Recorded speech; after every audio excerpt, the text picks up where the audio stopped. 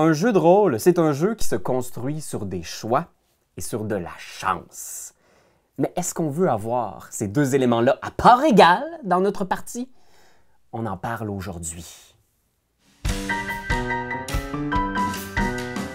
Les choix et la chance dans les jeux de rôle. Aujourd'hui, la discussion qu'on va avoir est inspirée, encore une fois, d'une vidéo de Ben Milton, Questing Beast, qui est un génie. C'est un grand philosophe du jeu de rôle, puis pas juste pour les jeux de rôle vieille école, parce que c'est la spécialité de Questing Beast, mais pour tous les amateurs de jeux de rôle, cette question-là est fondamentale. C'est quoi la part que vous donnez dans votre partie à la chance comparée au choix que les joueurs vont faire? Les choix, la chance, c'est quoi la différence? Eh bien, vous le réalisez, quand on joue dans un jeu de rôle, souvent, comme maître de jeu, et surtout quand on commence comme maître de jeu, on va reposer beaucoup sur les dés. Parce que c'est l'élément le plus tactile, le plus agréable du jeu. On se dit, OK, tu veux faire quelque chose, lance un dé, fais un test d'athlétisme, fais un test d'escalade, fais un test de savoir, de persuasion, et on va découvrir quelle va être la suite de l'histoire. Veux-tu réussir ou échouer? Quand vous regardez un livre de règles de jeu de rôle, la majorité du volume parle quand même de cette mécanique-là. Le cœur d'un jeu de rôle, c'est les règles qui vont encadrer qu'est-ce qui détermine si les actions que vous entreprenez sont des succès ou des échecs. Ça va souvent reposer sur un fameux dé à 20 faces, sur une banque de D6, 2D12. On lance un dé, et ça, c'est la place de la chance dans nos jeux. Vous le savez probablement si vous avez écouté des vidéos conseils jeux de rôle. Vous le savez aussi qu'on suggère souvent aux maîtres de jeu débutants de ne pas demander à leurs joueurs de rouler pour toutes les situations. Ça va de soi, hein? Si vous avez un héros qui souhaite prendre un verre d'eau ou prendre sa douche ou trouver le chemin pour retourner à l'auberge, vous ne lui demanderez pas de rouler un jet d'intelligence ou un jet de dextérité. C'est vraiment des jets qui sont anecdotiques. Et là, déjà, je pense que vous voyez, elle est où la fine ligne de là où la demande des lancers de dés, c'est vraiment un art. Parce qu'à partir de quand on demande de lancer des dés? Supposons que vous êtes un rôdeur expert. Vous avez passé votre vie dans la forêt. Vous connaissez tous les arbres, toutes les plantes, tous les animaux. Vous avez plus 10 en survie.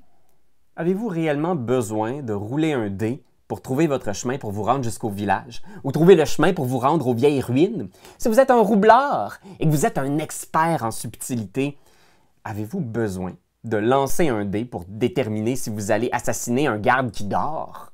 C'est très difficile à déterminer, hein? Parce qu'on a l'impression que si on laisse nos joueurs juste réussir ce qu'ils entreprennent, ben il n'y a plus de jeu.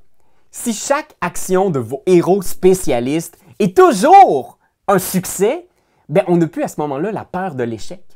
Souvent, ce qu'on va dire dans la plupart des livres de règles, par exemple pour Donjons Dragons, c'est qu'on va demander un test pour quelque chose qui est soit difficile ou dans une situation où la conséquence d'un échec serait dramatique ou intéressante. Donc, supposons sauter par-dessus un ravin ou une crevasse.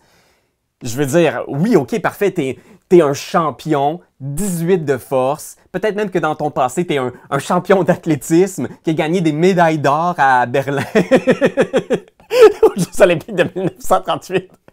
Mais tu comprends ce que je veux dire? Peut-être que dans ton esprit, la vision que tu te fais de ton personnage, c'est que c'est sûr et certain que tu vas réussir ce défi-là.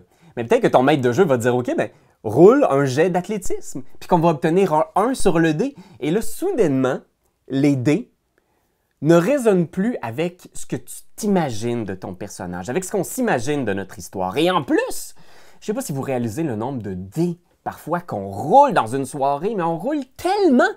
On roule dans les combats, on roule pour faire des jets d'investigation, pour faire des maudits jets de perception.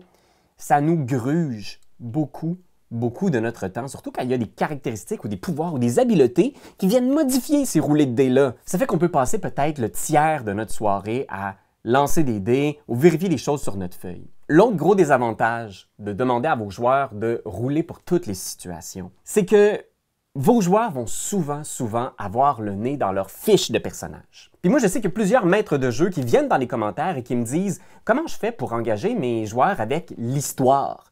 Comment je fais pour qu'ils se souviennent des noms de mes personnages non-joueurs? Comment je fais pour les faire jouer leur rôle, parler, interagir, tu sais, vraiment improviser avec moi, vivre l'histoire de façon immersive. Ben, j'ai réalisé qu'à peu près 80% du temps, quand les joueurs ne sont pas connectés avec la réalité interne du récit, avec le nom du noble de la ville, quand les joueurs ne veulent pas essayer de trouver un argument pour convaincre le chef de la guilde, c'est parce qu'ils ont leur fiche de personnage avec des forces claires, simples. Et ils se disent « Ah, regarde, on ne va pas perdre de temps, je vais juste rouler mon jet de persuasion pour convaincre le chef de la guilde qu'on est des gentils et qu'on veut l'aider. » Puis moi, je pense que tout le problème y est là. Plus votre partie se résume à des lancers de dés, plus vous perdez, à mon avis, ce qui peut être un des éléments super intéressants des jeux de rôle. Pas juste vieille école, mais même Donjons Dragons, Vampire la Mascarade, Daggerheart, c'est-à-dire demander à vos joueurs d'être créatifs, de prendre part aux descriptions des scènes.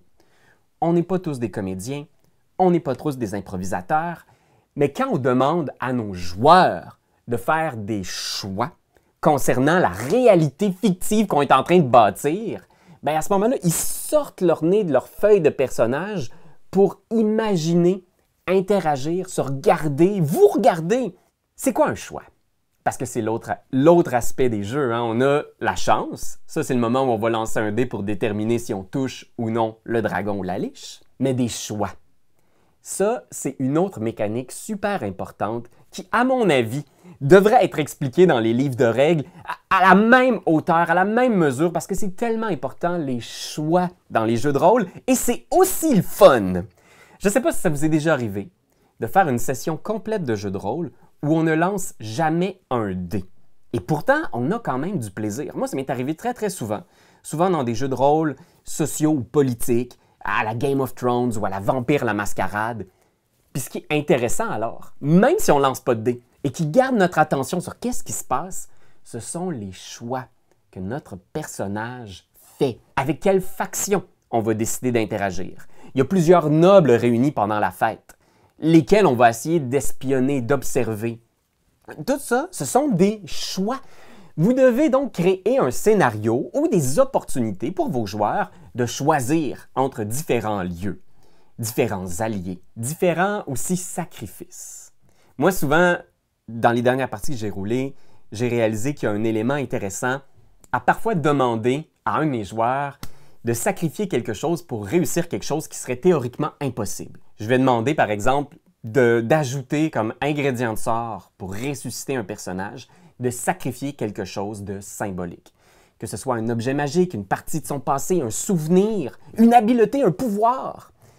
Vous pouvez aussi, par exemple, si un de vos joueurs essaie de passer par-dessus une crevasse et qu'il rate son jet, il est sur le point de tomber. Si vous utilisez vraiment juste le dé, on s'entend, c'est une fin un peu pouette-pouette, un peu anticlimatique à la vie de votre aventurier. Mais si vous lui demandez un choix en faisant « tu sens que tu bascules, tu sens que tu n'y arriveras pas », ton dernier recours, c'est « est-ce que tu es prêt à laisser ton sac à dos tomber dans l'abîme? Sinon, je vais te laisser la chance pour un dernier jet de sauvegarde qui va déterminer ta vie ou ta mort. » Je vais laisser dans la description à la fin de la vidéo une autre capsule que j'avais faite sur payer le prix. Comment est-ce qu'on peut donner l'opportunité à nos joueurs de faire des choix de sacrifices? Puis des sacrifices, là, ça peut être des petits sacrifices comme des points de vie, gagner des niveaux d'épuisement, perdre des emplacements de sorts. Parce que oui, Donjons Dragons, c'est aussi un jeu de gestion de ressources. Alors s'il y a une chose à retenir de ce petit conseil que je vous offre aujourd'hui, c'est d'essayer d'utiliser dans vos parties d'autres mécaniques ludiques qu'uniquement le lancer de dés. Parce que je pense que oui, ce sont les règles officielles, mais en même temps, dans Donjons Dragons, il y a aussi la règle officielle que c'est le maître de jeu qui détermine quand les joueurs doivent lancer un dé.